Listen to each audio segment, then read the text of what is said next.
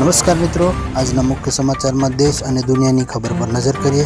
સૌપ્રથમ આજના સમાચાર જણાવું તે પહેલાં અમારી ચેનલને લાઇક અને સબસ્ક્રાઇબ કરવાનું ભૂલશો નહીં। તો ચાલો આજના મુખ્ય સમાચાર જોઈએ।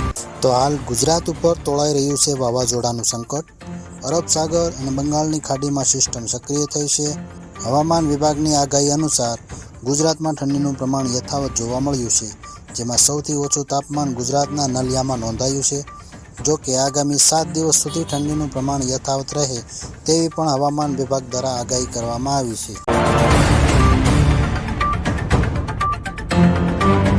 સમાચારમાં આગળ વધીએ તો સતત 3 દિવસના ઘટાડા બાદ સોના ચાંદીમાં તેજી। સોનું 3,500 વધ્યું, ચાંદી પ્રતિ કિલોએ 5,800 રૂપિયા મોંઘી થઈ। સતત 3 દિવસના ઘટાડા બાદ સોનાના ભાવમાં તીવ્ર વધારો થયો છે। આંતરરાષ્ટ્રીય સ્તરે અમેરિકન ડોલરની નબળાઈએ પણ સોનાને મજબૂત બનાવ્યું છે। ત્યારબાદના સમાચારની વાત કરીએ તો નશાના કારોબાર સામે કોંગ્રેસનું આંદોલન। પાર્ટી નેતાઓએ ઉગ્ર સૂત્રોચ્ચાર સાથે પોલીસ કમિશનર કચેરી પહોંચી અને આવેદન આપ્યું હતું। સુરતમાં આજે કોંગ્રેસ દ્વારા સુરત પોલીસ કમિશનરને આવેદનપત્ર આપવામાં આવ્યું હતું। નશાનો કારોબાર બંધ કરો લખેલા બેનર સાથે કોંગ્રેસના નેતાઓ સુરત પોલીસ કમિશનર કચેરીએ પહોંચ્યા હતા અને આવેદનપત્ર આપ્યું હતું।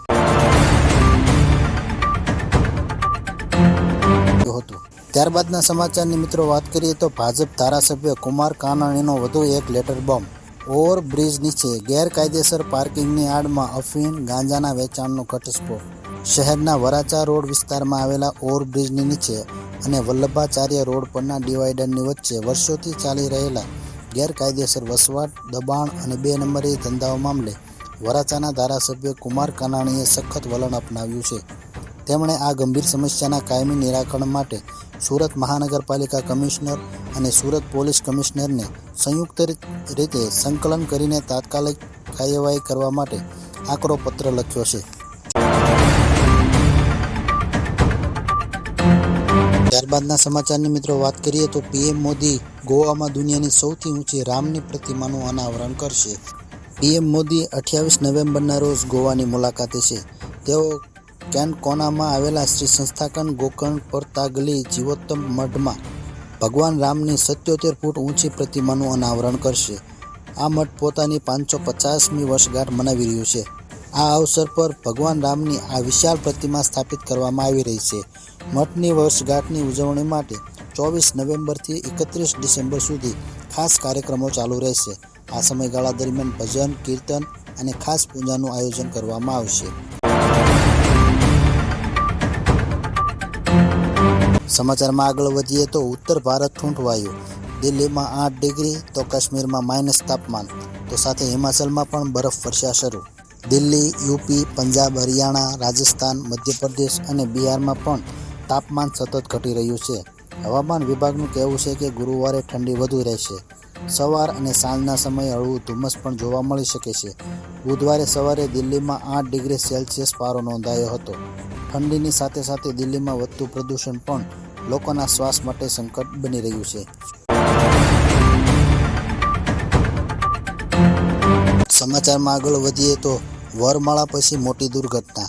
30 મિનિટ પછી વરરાજાનું મોત, લગ્નની ખુશી માતમમાં ફેરવાઈ।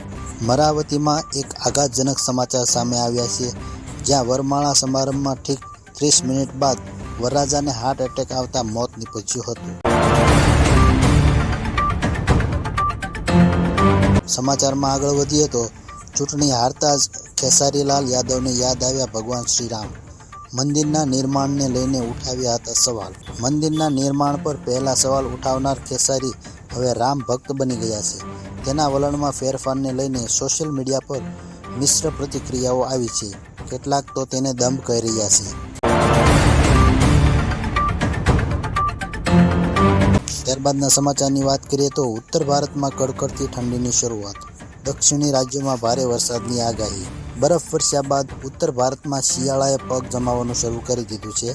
આ ઉપરાંત બંગાળની ખાડીમાં એક ચક્રવાતી વાવાઝોડાની સ્થિતિ પણ બની રહી છે।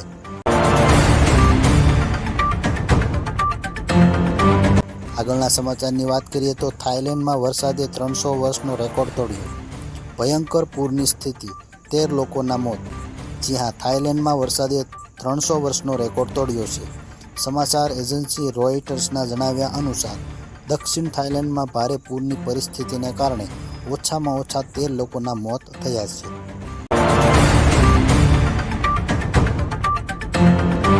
ત્યારબાદના સમાચારની વાત કરીએ તો બાવળા બગોદરા હાઈવે પર બોલેરો અને ટ્રક વચ્ચે અકસ્માત, કેટરિંગના કામ અર્થે જતા 4ના મોત। બનાવની પ્રાપ્ત વિગત અનુસાર બાવળા બગોદરા હાઈવે પર રામનગર નજીક ચાની કીટલી પાસે આજે વહેલી સવારે 4:30 વાગ્યાની આસપાસ અકસ્માતનો બનાવ બન્યો હતો। ત્યારબાદના સમાચારની વાત કરીએ તો 2 દિવસમાં 120 કરોડના 100 મકાન, 4 ધાર્મિક દબાણ દૂર કરાયા। જી હા, ભાવનગરમાં નવાપરા બાદ ફૂલસરમાં મેગા ડિમોલેશન, કુલ 19,500 ચોરસ મીટરથી વધુ જગ્યા ખાલી કરાઈ। ભાવનગર મહાનગરપાલિકા દ્વારા છેલ્લા ઘણા સમયથી ગેરકાયદે દબાણો સામે તવાઈ બોલાવવામાં આવી રહી છે, જ્યાં અકવાડા મદરેસા બાદ ગઈકાલે 26 નવેમ્બરે નવાપરા કબ્રસ્તાન પાસે દબાણો દૂર કરાયા બાદ આજે ફૂલસરમાં મેગા ડિમોલેશન હાથ ધરવામાં આવ્યું હતું। સમાચારમાં આગળ વધીએ તો ગુજરાતમાં હાઈવે માટે કેન્દ્ર સરકાર 20 કરોડ આપશે।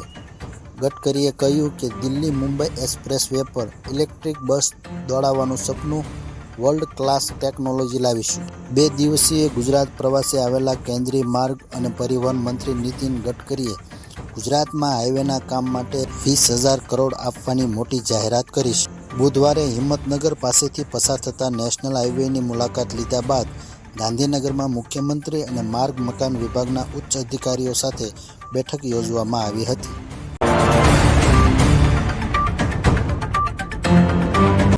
ત્યારબાદના સમાચાર જોઈએ તો રાજ્યમાં સામાન્ય ઠંડીનો અનુભવ, આગામી દિવસોમાં ઠંડીનું જોર વધશે।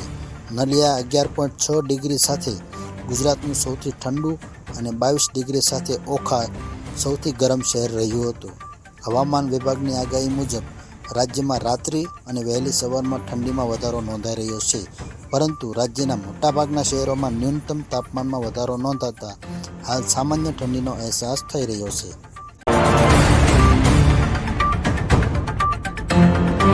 સમાચારમાં આગળ વધીએ તો T20 વર્લ્ડ કપ 2026નું શેડ્યુલ જાહેર। T20 વર્લ્ડ કપ 2026નું શેડ્યુલ જાહેર કરવામાં આવ્યું છે। આ ટુર્નામેન્ટ 7 ફેબ્રુઆરીથી શરૂ થશે। પ્રથમ મેચ ભારત અને યુનાઇટેડ સ્ટેટ્સ વચ્ચે રમાશે, જ્યારે ફાઇનલ 8 માર્ચે અમદાવાદ અથવા કોલંબોમાં રમાશે।